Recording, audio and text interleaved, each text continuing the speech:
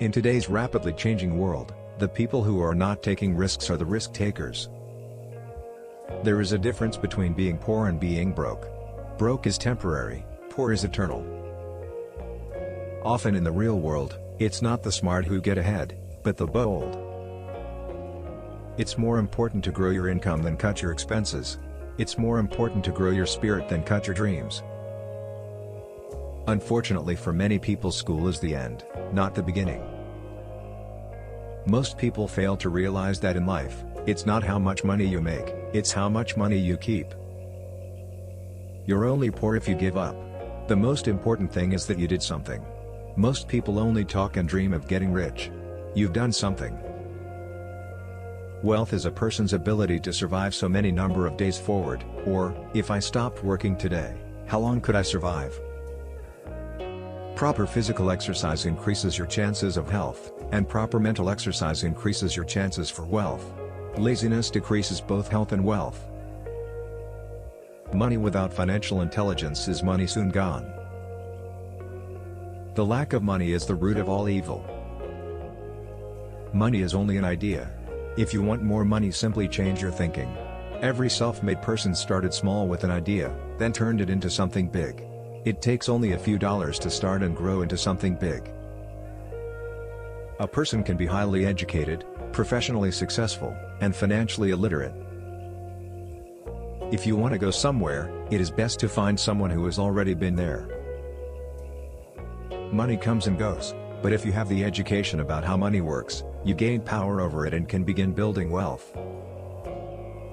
So many people say, "Oh, I'm not interested in money." Yet they'll work at a job for 8 hours a day. The primary difference between a rich person and poor person is how they manage fear. The poor and the middle class work for money. The rich have money work for them. The philosophy of the rich and the poor is this: the rich invest their money and spend what is left. The poor spend their money and invest what is left. A winning strategy must include losing. In the real world outside of academics, something more than just grades is required. I have heard it called guts, chutzpah, balls, audacity, bravado, cunning, daring, tenacity and brilliance. This factor, whatever it is labeled, ultimately decides one's future much more than school grades. Cash flow tells the story of how a person handles money. Winners are not afraid of losing. But losers are. Failure is part of the process of success. It's easier to stand on the sidelines, criticize, and say why you shouldn't do something. The sidelines are crowded. Get in the game. Success is a poor teacher. We learn the most about ourselves when we fail, so don't be afraid of failing. Failing is part of the process of success. You cannot have success without failure. Once a person stops searching for information and self-knowledge, ignorance sets in. It is that same fear, the fear of ostracism, that causes people to conform and not question commonly accepted opinions or popular trends. If you work for money, you give the power to your employer. If money works for you, you keep the power and control it. In school we learn that mistakes are bad, and we are punished for making them.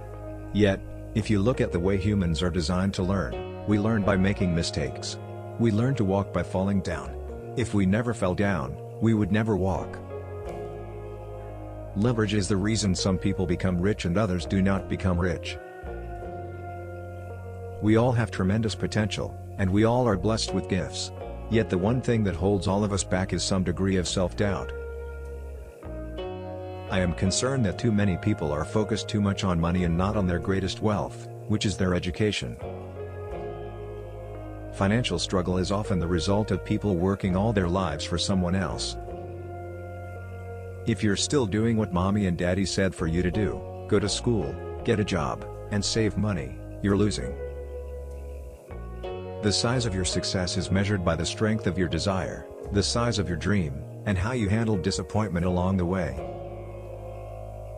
Rich people acquire assets. The poor and middle class acquire liabilities that they think are assets. An important distinction is that rich people buy luxuries last, while the poor and middle class tend to buy luxuries first. The only difference between a rich person and poor person is how they use their time.